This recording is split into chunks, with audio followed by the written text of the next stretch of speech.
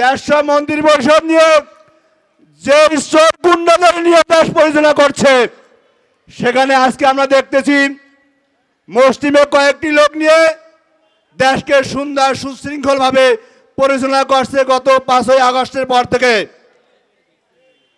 যদি কয়েকজন মুসলিম এই দেশের তৌহিদি জনতা, ছাত্র জনতা সাথে নিয়ে এই দেশকে পরিচালনা করতে পারে, তাহলে ইসলামী আন্দোলন কি পারবে না?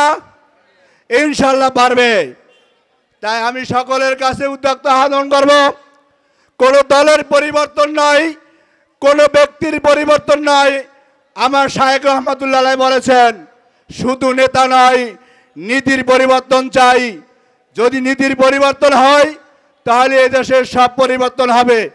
আমাদের দেশের সর্বশেক্টরে আমাদের আইন নিয়ম কানুন ছিল, প্রশাসন ছিল, কিন্তু আইন এবং প্রশাসন তারা অন্যায়ের দিকে হাঁটছে, নীতির মধ্যে থাকে নাই। যার কারণে এই দেশের আইন থাকার পরও ন্যায়ের পথে এই দেশকে পরিচালনা করতে তারা ব্যর্থ হয়েছে। সংগ্রামী উপস্থিতি, এই পর্যায়ে সংক্ষিপ্ত বক্তব্য নিয়ে আসছে ইসলামী শ্রমিক আন্দোলন বাংলাদেশ শাহালি থানা শাখার সভাপতি মাওলানা মোহাম্মদ নেসার উদ্দিন। বক্তব্য নিয়ে আসছে ইসলামী শ্রমিক আন্দোলন বাংলাদেশ শাহালি থানা শাখার সংগ্রামী সভাপতি মাওলানা মোহাম্মদ নেসার উদ্দিন।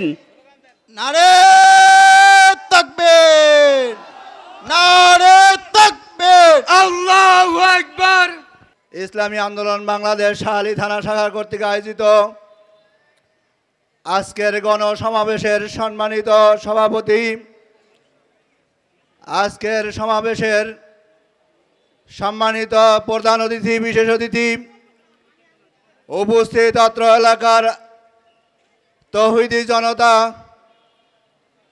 ও আমার কর্মী ভাইরা, ইসলামী শ্রমিক আন্দোলনের পক্ষ থেকে সকলকে আন্তরিক মোবারকবাদ।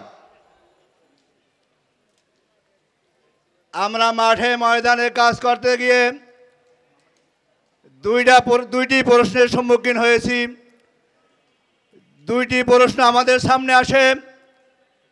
একটি প্রশ্ন আসে, ইসলামী আন্দোলন ক্ষমতায় যাবে কিভাবে, যাওয়ার শক্তি কি? দ্বিতীয় প্রশ্ন জাগে, তারা ক্ষমতা গেলে কি দেশ চালাতে পারবে? উপস্থিত সকল জনতার দিকে আমার প্রশ্নের জবাব, যেই বাংলার জমিনে, যেই বাংলার ভূখণ্ডে মানুষ জানতো আওয়ামী লীগের শক্তির সামনে কোনো শক্তি নাই, আওয়ামী লীগ বলতো আওয়ামী লীগের শক্তিকে প্রতিহত করার মতন বাংলাদেশের দ্বিতীয় কোনো রাজনৈতিক দল নাই,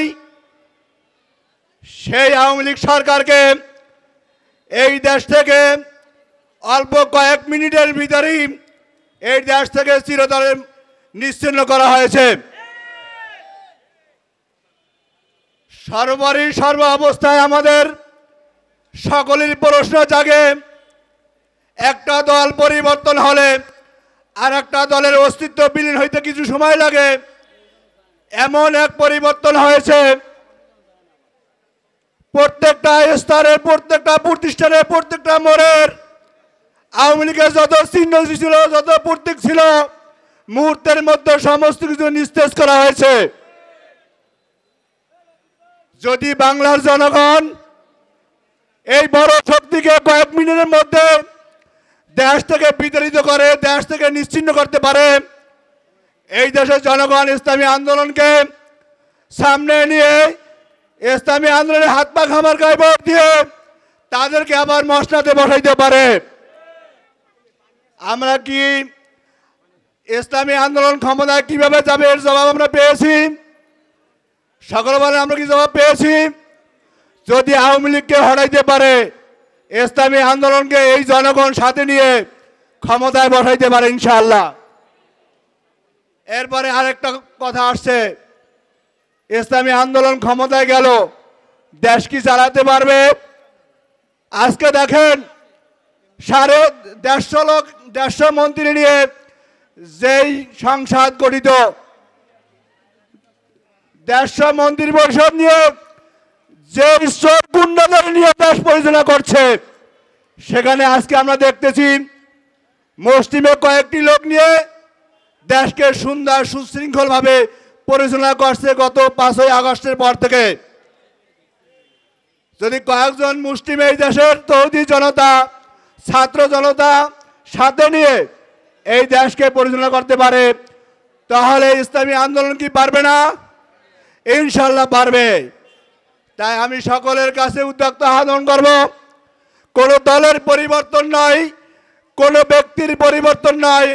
আমার শায়েখ রহমাতুল্লাহ আলাইহি বলেছেন, শুধু নেতা নয়, নীতির পরিবর্তন চাই। যদি নীতির পরিবর্তন হয়, তাহলে এই দেশের সব পরিবর্তন হবে। আমাদের দেশের সর্বসেক্টরে আমাদের আইন নিয়ম কানুন ছিল, প্রশাসন ছিল, কিন্তু আইন এবং প্রশাসন তারা অন্যায়ের দিকে হাঁটছে, নীতির মধ্যে থাকে নাই। যার কারণে এই দেশের আইন থাকার পরও ন্যায়ের পথে এই দেশকে পরিচালনা করতে তারা ব্যর্থ হয়েছে। তাই আমি সকলের দিকে দৃষ্টি আকর্ষণ করব, সকল ভাইদের দৃষ্টি আকর্ষণ করব, আমরা সকলে ঐক্যবদ্ধ হয়ে একবারের মতন ইসলামী আন্দোলনে যোগদান করে হাত পাখার পতাকা তলে, হাত পাখার ব্যানারে নিচে হাত পাখার সাথে আমরা সম্পৃক্ত হয়ে একটা সুন্দর একটা দেশ গড়ি। আমাদের আমির সকলেই আমরা চিনি, আমাদের আমিরের কোনো দুর্নীতির কোনো মামলা নেই, অন্যায়ের কোনো মামলা নেই, অন্যায়ের কোনো ছাপ নেই। কিন্তু আর যত দল রয়েছে প্রত্যেকের দলই আমরা রূপ দেখেছি এই দেশ পরিচালনায়, কিন্তু ইসলামী আন্দোলনকে আমরা একবারের মতন দেখতে চাই। তাই আমি সকলের উদ্যোক্তা আহ্বান করে আজকের সংক্ষিপ্ত বক্তব্য শেষ করছি। আসসালামু আলাইকুম ওয়া রাহমাতুল্লাহি ওয়া বারাকাতুহু।